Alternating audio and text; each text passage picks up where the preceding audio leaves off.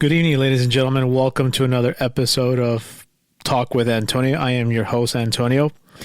And before I get started, I just want to say to the people that do listen to my podcast, I just want to say that I apologize that I haven't been recorded at all for these past 2 weeks. Number one is because I have been dealing with a lot of stress with my job, with my current job, because of it's been slow as of late, and also I also said that I was gonna do an interview with Amanda Caliver, but that has been she had to cancel because of work issues, which is fine, I understand.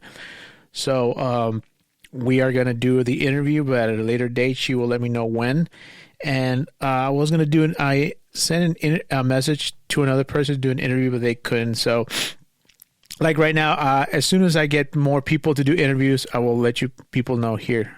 Also on my social media page, on my TikTok, on my Twitter page, on Instagram, etc. I will let you know what's going to happen. So this week's episode, I will be talking about something that kind of caught my eye. It's the situation with Rite Aid.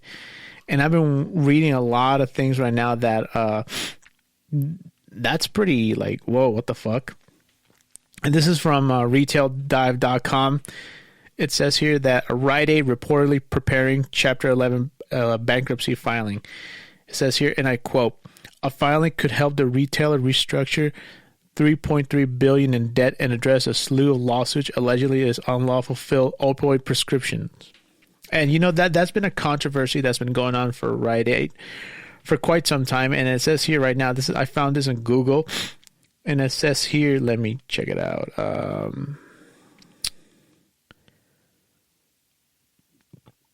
Okay, the Rite Aid controversy. That's what it's called. It says here, what is the Rite Aid controversy? It says here that Rite Aid pharmacists were accused of ignoring obvious signs of misuse, including prescriptions for Trinity's, a combination of opioids, benzodiazepine, and muscle relaxants preferred by drug abusers for their increased euphoric effect. And it says here, this is from Reuters. It says here, the United States. This is date back in March of this year, March 14th, 2023. The United States sues Rite Aid for missing opioid red flags. It says here, Washington, March 13th, the United States government on Monday sued Rite Aid Corporation, accusing the pharmacy chain of missing, quote, red flags, and has illegally filled hundreds of thousands of prescriptions for controlled substances, including opioids. In a complaint filed in the Cleveland federal court, the Department of Justice said Rite Aid repeatedly filled prescriptions from May 2014 to June 2019 that were medically unnecessary for off-label use or not used in the usual course of professional practice. Quote, "The Justice Department is using every tool at our disposal to confront the opioid epidemic that is killing Americans and shattering communities across the country," Attorney General Merrick Garland said in a statement.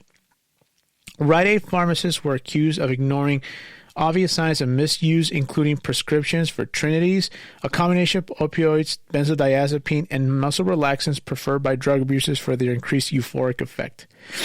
The Justice Department also said Rite Aid intentionally deleted some pharmacists' internal warnings about suspicious prescribers, such as, quote, cash-only pill mill, while admonishing them to be mindful of everything that is put in writing. These practices opened the floodgates for millions of opioid pills and other controlled substances to flow illegally out of Rite Aid stores, Associate Attorney General Vanita Gupta said. Rite Aid is one of the country's largest pharmacy chains with more than 2,330 stores in 17 U.S. states. It did not immediately respond to requests for comment. The Justice Department accused Rite Aid of violating the Federal False Claims Act by submitting false prescription claims to government health care programs such as Medicare and Medicaid. It joined a whistleblower lawsuit filed in 2019 by two pharmacists and a pharmacy technician from Rite Aid stores in Pennsylvania, North Carolina, and West Virginia. The Justice Department occasionally joins whistleblower cases it considers stronger. It has also sued Walmart Incorporated and drug distributor AmerisourceBergen Corporation over their alleged roles in the nation's opioid crisis. More than 500,000 people died from drug overdoses in the United States from 1999 to 2020, including more than 90,000 in 2020 alone, according to the U.S. Centers for Disease and Prevention. The case is in U.S. is X-Rail White X versus Rite Aid Corporation at District Court, Northern District, Ohio, number 2101239. All right. That right there was very stupid, in part by Rite Aid. And you know, this is something. Look, I always get my prescriptions at another pharmacy. I'm not going to say the name of it, and they always ask for my ID and stuff. And you know, it's people like that who ruin it for everyone else. Like the people who really, really need the medicine always fuck it up. Like these people who abuse the system of getting medicine, they fuck it up for the rest of us who are not doing anything wrong. Like who really need our really need our medications, you know.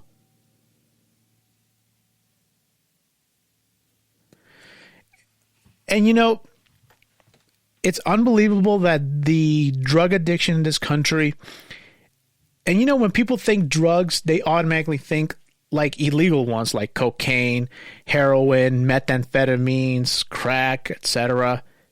But little do they know, not a lot of people think when they say drugs, they think also like prescription drugs. And it's unbelievable that people can actually become addicted to these type of drugs, like muscle relaxers, painkillers. And I've seen a lot of people become addicted to painkillers and whatnot.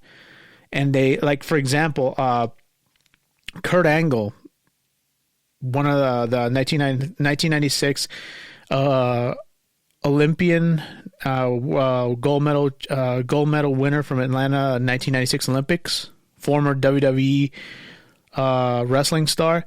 He said that in an interview, said that he hit rock bottom when he became addicted to extra strength Vicodin. And whenever I hear that, is like, that is absolutely scary, people. It's like me. Like right now, when I got rear-ended last year, I do take muscle relaxers. I'm not gonna lie to you, but I don't abuse them. You know, I take them when I really, really need them. But it sucks that people who abuse the system, like they were mentioning here, like the cash mill something, those are the people that ruin it for everybody else. But you know, it's kind of like weird that, and also this is something that I kind of found out that I was actually pretty. How can I say this, people? I was pretty surprised that this even happened. I didn't even know, because when you think of pharmacy companies here in this country, there's only like the major ones: CVS, Rite Aid, and Walgreens. But back then, you know, it's funny that growing up, you know, this is something that I want to talk about, and it has to do with Rite Aid. Growing up, there was other choices. There wasn't just one major corporation pharmacy. And this is something that I am totally against, people.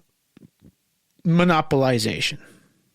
I think that this country should do something against monopolization, because why is it that there isn't any other choice, people? Like, for example, when I was growing up, I live here in the West Coast. Growing up, it wasn't Rite Aid. It was Thrifty. If you like people my age, I'm 39. People around my age will remember Rite Aid Pharmacy. I mean, not Thrift. I'm sorry, Thrifty Pharmacy. I mean, there was other choice. There was other ones. Growing up, I lived in like the very short time when I lived in LA. I think it was on. I don't remember exactly, but there was a Clark Drugs. There was choices, you know. Even not too long ago, there was Long's Drugs. There were, like I said, there were choices, people. But because of monopolization, it's only one chain. And I'll give you an example of what Rite Aid did. Let me see, because I've seen the history of Rite Aid. They have bought other pharmacies. Let me see. And it says here, and this is something that I actually just found out because I never really pay attention to the news and everything. It says here that in late 2015, Walgreens announced that it would acquire Rite Aid for $17.2 billion pending approval. However, on June 2017, over fear of antitrust regulations, Walgreens Boots Alliance announced that it would buy roughly half of Rite Aid stores for $5.18 billion. On September 17th, 2017, the FTC approved a fourth deal agreement for Walgreens to purchase 1,932 stores from Rite Aid for $4.38 billion total. And it says here, Rite Aid was founded by Alex Grass. Alex Grass founded Rite Aid chain in Scranton, Pennsylvania in September of 1962. After marrying into the Harrisburg, Pennsylvania's Lerman family in the early 1950s. The first store was called Thrifty Discount Center. The store expanded into 5 additional states in 1965 and went public as Rite Aid in 1968. It moved to the New York Stock Exchange in 1970. Rite Aid is one of Fortune 500's largest U.S. corporations. It says here that 10 years after its first store opened, Rite Aid operated 267 locations in 10 states. In 1981, Rite Aid became the third largest retail drugstore chain in the country. 1983 marked a sales milestone of $1 billion. 420 store acquisition along the East Coast expanded Rite Aid's holdings beyond 2,000 locations. A number of acquisitions, and this is where it comes in with the monopolization, which is something that I don't agree with. It says here that a large number of acquisitions brought the chain to the state of Michigan in 1984. They were Grand Rapids, Michigan-based Muir Drug and Reams Drug, along with Lipper Pharmacy of Lowell and Herlick Drug of Flint. 1 year later, Rite Aid opened stores in Lansing, Michigan, through the acquisition of State Vitamin. Expansion into Ohio began in 1987 through the acquisition of Cleveland-based Gray Drug. Among the companies acquired was Baltimore, Maryland's Reed's Drug Store. On April 10, 1989, People's Drugs, 114-unit Lane Drug of Ohio, was purchased by Rite Aid.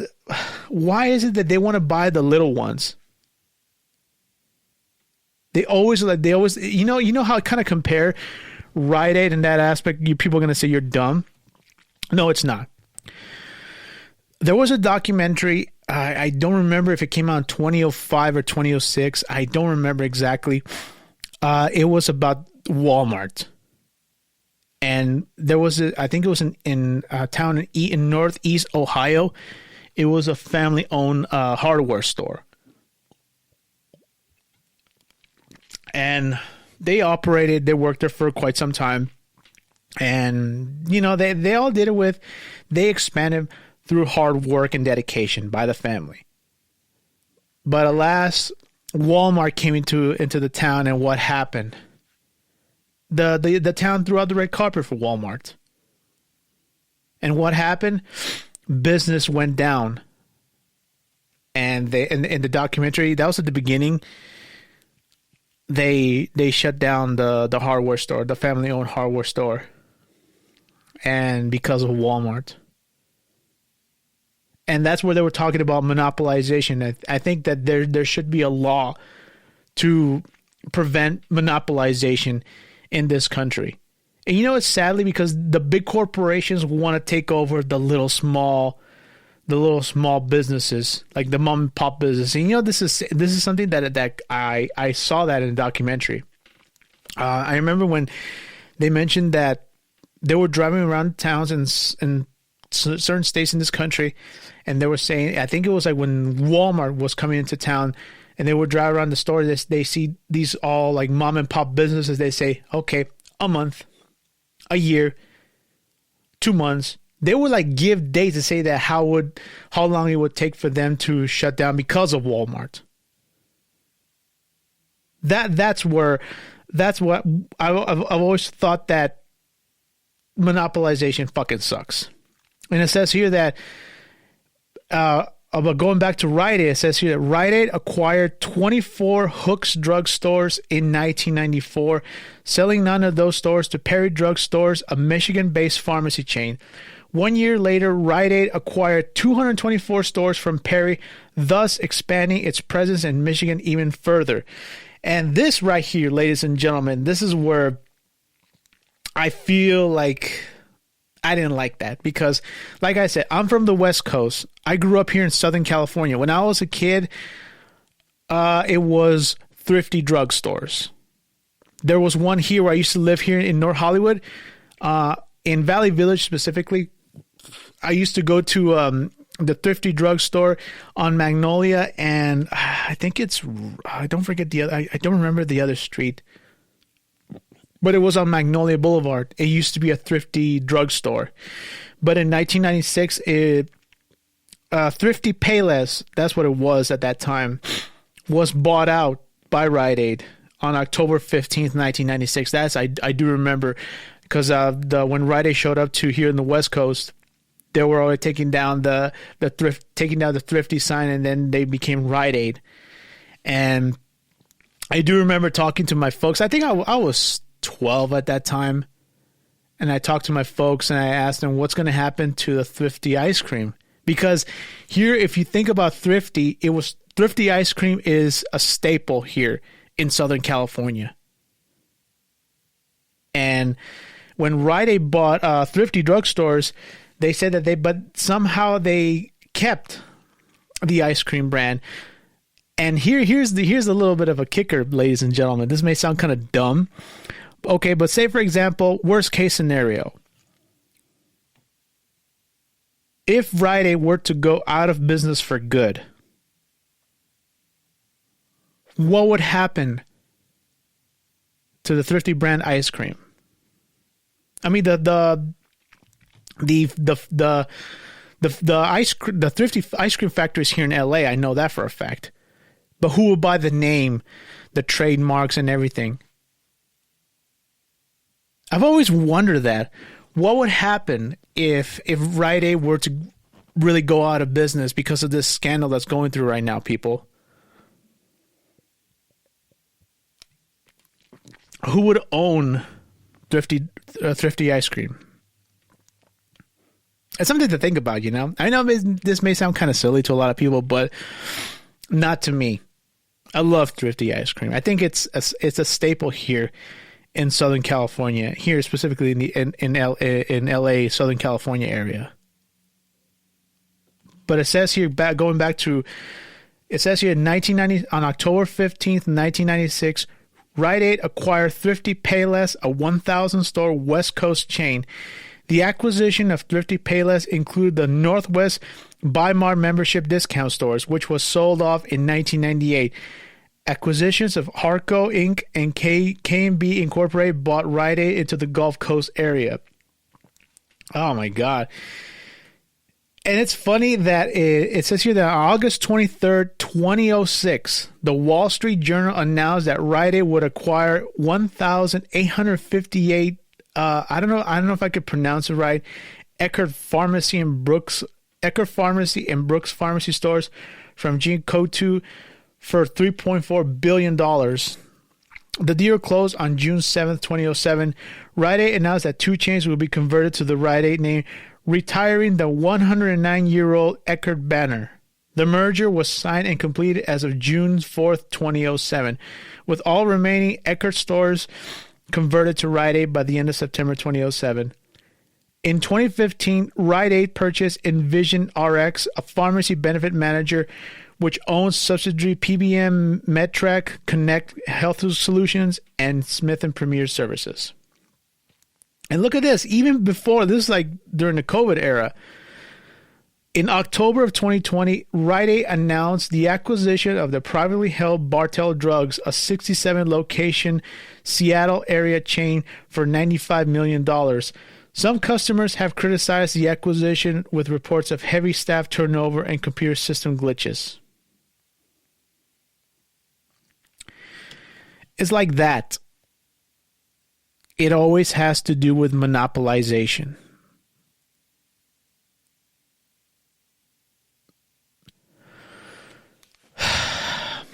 I don't agree with that, people.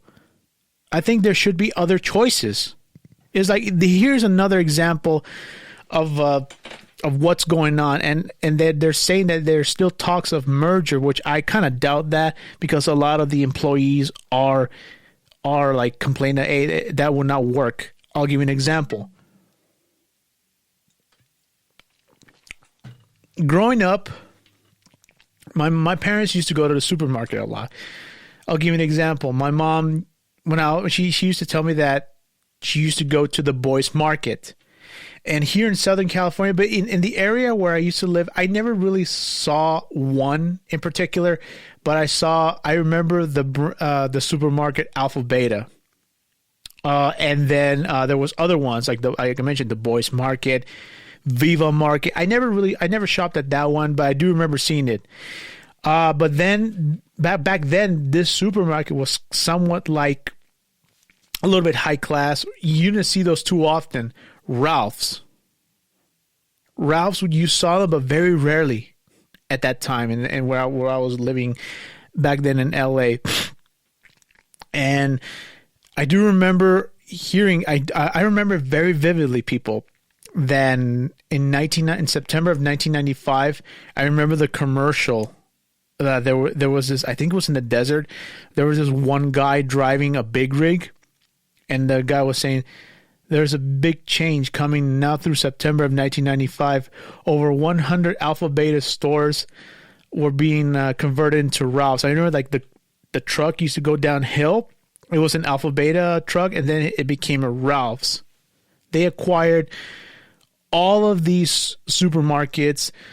They bought Viva Markets. They bought Alpha Beta, the Boys Market. I don't remember which were the other ones, but that supermarket did a major wipeout. And right now, I do remember doing my job, doing the shop and delivers here at the Vons here in Pass Avenue in Burbank. And I do remember watching a guy saying, no, I'm sorry, at a Ralph's here in Roscoe Boulevard here in Sun Valley. He said, no to the merger. And I was like, what the heck is that? Kind of find out that Kroger and I do believe Vons, Albertsons, and Pavilions want to merge. I do not agree with that. Why is it that they want to be under one umbrella? Why can there be more choices? I've always said that. Sorry if I keep repeating this over and over. Why only one brand? It's it's another thing I could compare it to CVS. I personally think that CVS is the worst pharmacy store of all time. They bought Save-On. That's another thing that I remember when I was a kid. Save-On pharmacy stores, Osco drugs. They were all bought up by CVS. That's something me and my mom said that CVS sucks, because it does, especially the customer service, the pharmacy technicians. I do not have any positive things to say about CVS at all. And my mom, because my dad has the place that he works for at that time, he has insurance, so they share it. And then back then it was Rite Aid, but then when they switched from Rite Aid to CVS, my mom was like, man, what the fuck? That was probably like the worst thing, that corporation. And yes, switching from Rite Aid to CVS was a major downgrade. And that's something that I do agree. CVS sucks. And in terms of the customer service at Rite Aid, I've dealt there a couple of times. I'm sorry, a few times. I have no complaints whatsoever. No complaints whatsoever. And like right now with this with this thing that's going on right now, it sucks because what's going to happen if Rite Aid goes under? It's just going to be CVS. And I don't know. It's just going to be one major corporation. It says here, listen to this. This is from YouTube from Young Turks. They are in focus this morning. They're slipping as the company reportedly plans to file for bankruptcy as it faces several lawsuits over the chain's alleged role in the sale of opioids. Looks like Rite Aid, much like other corporations that want to skirt financial liabilities following lawsuits, is looking to file for bankruptcy to possibly minimize their financial burdens after their alleged role in the opioid epidemic. Now, they are planning on filing for Chapter 11 bankruptcy for the second time, and that filing would cover Rite Aid's more than $3.3 billion debt load. Can you believe that? $3.3 billion debt? That is unbelievable, you know? And pending legal allegations that it oversupplied prescription painkillers. So the Wall Street Journal reported on this, writing that Rite Aid faces more than 1,000 federal lawsuits that were consolidated into a multi-district litigation in Ohio. The company also faces a significant number of similar cases pending in state courts that allege it contributed to the opioid epidemic, as well as a civil lawsuit by the Justice Department that alleges the company dispensed controlled substances in violation of the False Claims Act and Controlled Substances Act.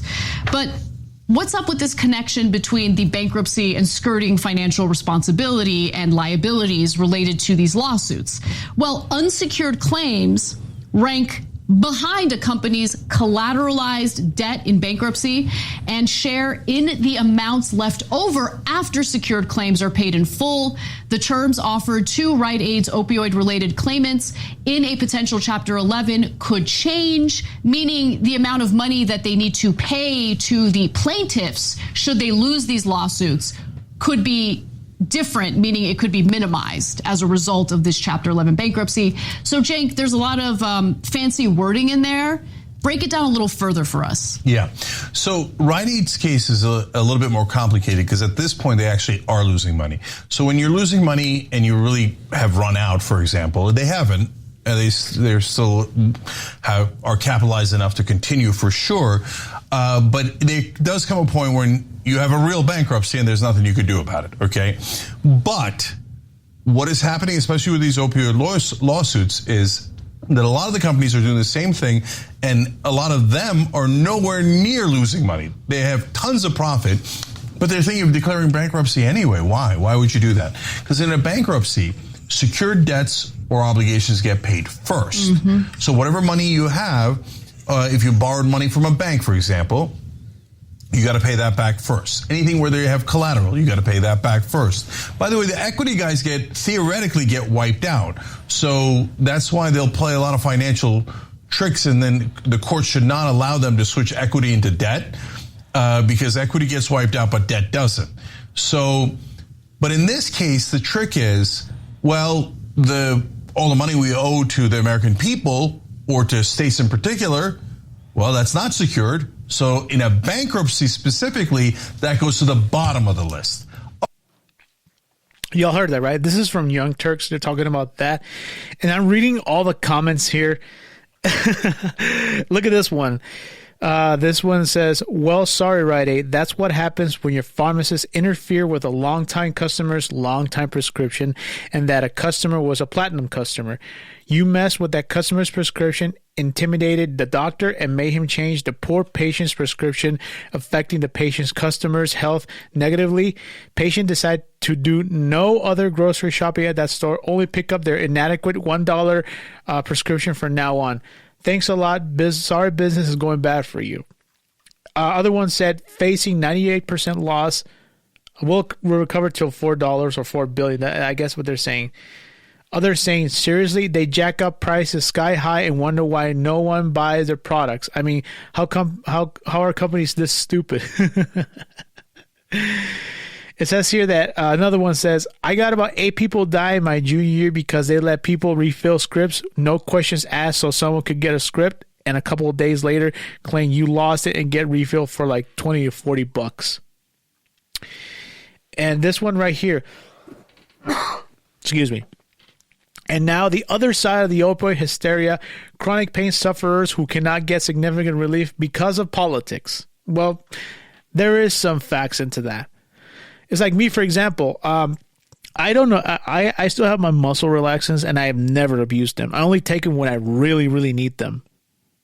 But like I said before, it's other people who become addicted to the prescription drugs, which is that can cause and ruin it for other people who really need the medicine. And it says here that another one. This is from the Rite Aid in my block just shut down. It says here, why people want to get illegal drugs where there's a legal one in opioid. LOL. I mean, there is some facts into that. When people say drugs, as I said before, they think illegal ones, cocaine, crack, methamphetamines, heroin, but they never think of like the prescription drugs. Yeah. Another one says here, I don't agree at all. It says here, ridiculous. People need to take responsibility for their own weaknesses. That's something I do not agree with at all, because some people can control they have self-control. Some people don't, but I don't think it's right for other people to judge and say, oh, you're fucking weak. You're this and that.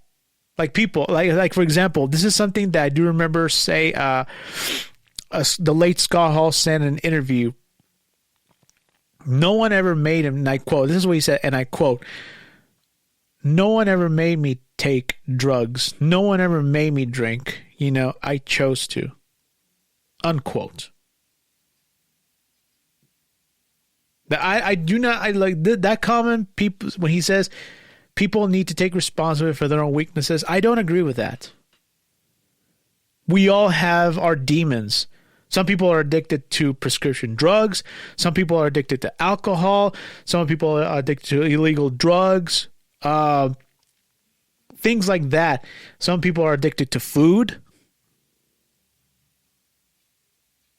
Everyone has a weakness, you know. But yeah, like it's just a mess. But in my, like, okay, what do I think? Will Rite Aid go out of business? In all honesty, probably not. I think they just need to just to settle those debt, that humongous debt that they're in right now. I don't think they'll go out of business because it was bought out by Walgreens. So Walgreens will keep that name for a certain amount of time. But I mean, I don't know. It all comes down to what the future holds for Rite Aid. All I can say is that they were fucking dumb. And in regards to giving prescription drugs to like at a fast rate. So that about wraps up for this week's episode from our podcast. Hopefully